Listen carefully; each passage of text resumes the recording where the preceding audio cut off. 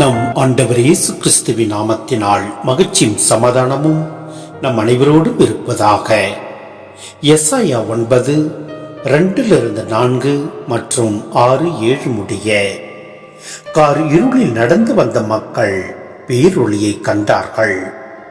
சாவின் நிழல் சூழ்ந்துள்ள நாட்டில் குடியிருப்போர் மேல் சுடர் ஒளி உதித்துள்ளது. ஆண்டவரே, அந்த இனத்தாரை பலுகி பெருக செய்தீர். அவர்கள் மகிழ்ச்சியை மிகுதிப்படுத்தினீர். அறுவடை நாளில் மகிழ்ச்சி வருவது போல் திருமுன் அவர்கள் அகமகிழ்கிறார்கள். கொள்ளை பொருளை பங்கிடும் போது அக்களிப்பது போல் களி கூறுகிறார்கள். மிதியா நாட்டுக்கு செய்தது போல அவர்களுக்கு சுமையாக இருந்த நுகத்தை நீர் உடைத்தெறிந்தீர். அவர்கள் தோலை புண்ணாக்கிய தடியை தகர்த்து போட்டீர். அவர்களை ஒடுக்குவரின் கொடுங்கோலை ஒடித்தெறிந்தீர். ஏனெனில் ஒரு குழந்தை நமக்கு பிறந்துள்ளார், ஓர் ஆண்மகவு நமக்கு தரப்பட்டுள்ளார். ஆட்சி பொறுப்பு அவர் தோள் மேல் இருக்கும். அவர் திருப்பெயரோ வியத்தகு ஆலோசகர், வலிமை மிகு இறைவன் என்றும் உள்ள தந்தை, அமைதியின் அரசர் என்று அழைக்கப்படும். அவரது ஆட்சியின் உயர்வுக்கும் அமைதி நிலவும். அவரது அரசின் வளர்ச்சிக்கும் முடிவு இராது. தாவீதின் அரியணையில் அமர்ந்து தாவீதின் அரசை நிலைநாட்டுவார்.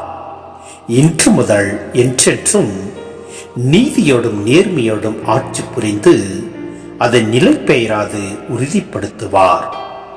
படைகளின் ஆண்டவரது பேரார்வம் இதை செய்து நிறைவேற்றும். சிந்தனை: செபுலோன், நப்தலி நாடுகள் இஸ்ரேலின் வடப்பகுதியில் உள்ளன. இந்த பகுதிகள் தான் அசிரியர்களால் முதலில் கைப்பற்றப்பட்டன. இயேசு இந்த பகுதிகளில் தான் வாழ்ந்தார், பணிபுரிந்தார். இப்பகுதியில் கூறப்பட்டுள்ள இறைவாக்கு இயேசுவில் நிறைவு பெறுவதாக நற்செய்தியாளர் மத்தேயு குறிப்பிடுகின்றார். மத்தேயு 4:15-16 நாம் பார்க்கின்றோம். இயேசுவின் நற்செய்தியும் அறிகுறிகளும் அவரை பேரொளியாக காட்டின. நற்செய்தியாளர் யோவானும் இயேசுவை ஒளியாக காண்கின்றார். மேலும் இயேசுவே நானே உலகின் ஒளி என்கின்றார். இருளின் ஆதிக்கம் அதிகமாக இருந்த அந்த நேரத்தில் இருளை போக்கும் ஒளியை அனுப்புவதாக வாக்களிக்கின்றார் கடவுள். அந்த ஒளிதான் வியத்தகு ஆலோசகராக, வலிமை மிகு இறைவனாக, என்றுமுள்ள தந்தையாக, அமைதியின் அரசராக இயேசுவில் வெளிப்பட்டது.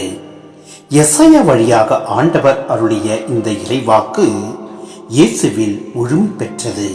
எனவே இத்திருவருகை காலத்தில் நாம் ஆண்டவரோடு இணைந்து அவரின் முழு நம்பிக்கை வைத்து நாம் செயல்படுவோம். எல்லாம் அல்ல இறைவன் நம்மை நிறைவாய் ஆசீர்வதிப்பார். ஆமென்.